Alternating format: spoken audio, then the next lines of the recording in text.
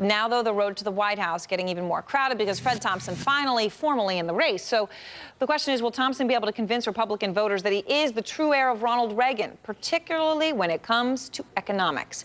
Pat Toomey is the president of the Club for Growth. Ryan Ellis is the director of tax policy for the Americans for Tax Reform.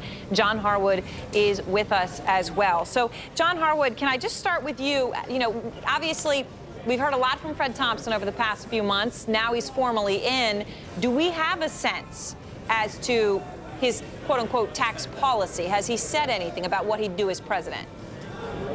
Honestly, Aaron, I'm a little bit confused, and I look forward to what our guests are going to say, what Fred Thompson's going to say less than an hour from now, because I've heard on the one hand from Grover Norquist, one of the leading anti-tax activists in the Republican Party, said he's concerned that Thompson hasn't ruled out tax increases to solve the problem with Medicare and Social Security. I talked to Pat Toomey a few days ago, who we'll talk to in a moment. He said that the Club for Growth is taking a look at Thompson. They think he's got a solid record. Thompson said in his webcast video he wants to lower taxes, but there hadn't been a lot of definition. We'll begin to get that today.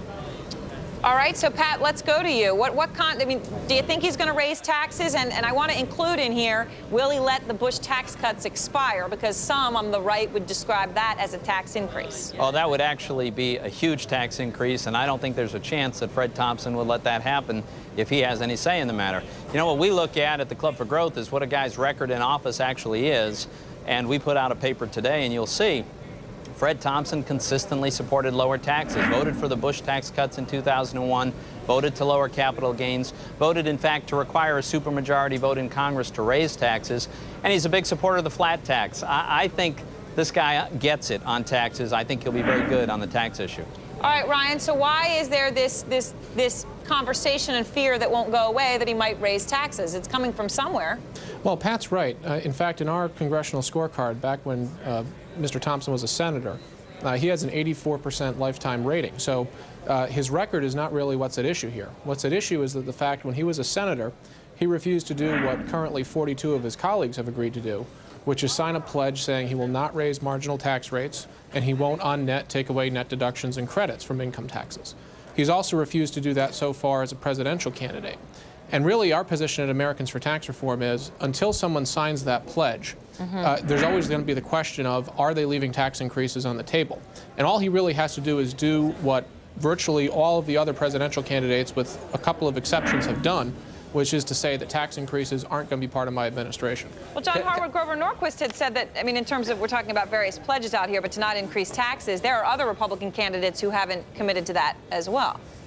Well, right, and actually that came up in the debate of Republican candidates last night, Aaron. I'd be interested in whether Ryan was impressed with the answer from Rudy Giuliani. He got the question. He hasn't signed the pledge either. And when he was asked why that was, he said the pledge that I'm going to uphold is that of the Constitution of the United States, and I'm not going to be pushed by other groups into going in a different direction on other pledges. Ryan, was that good enough for you? No, it wasn't, because for the last 20 years, every single Republican presidential candidate, going back to Ronald Reagan, and including President George W. Bush, have signed that pledge, have felt that it was perfectly consistent with their obligations and duties with the oath of office.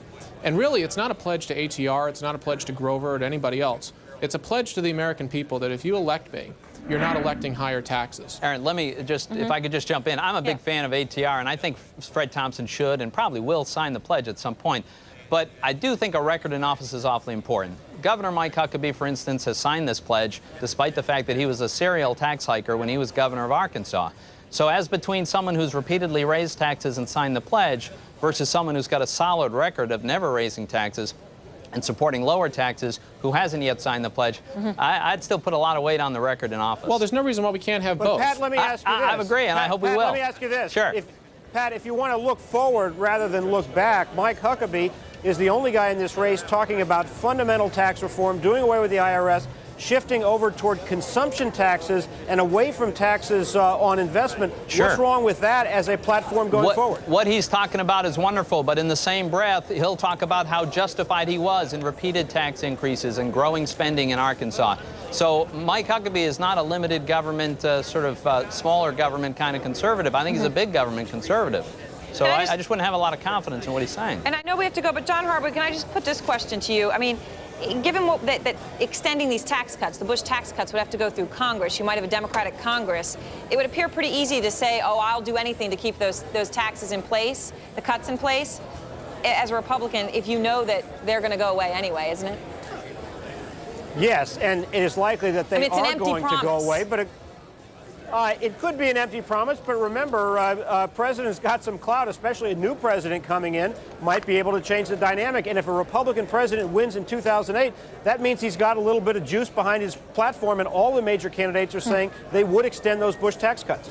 All right, well, thanks so much to all three of you. Appreciate it very much. So much more on this topic to come over the days and months ahead.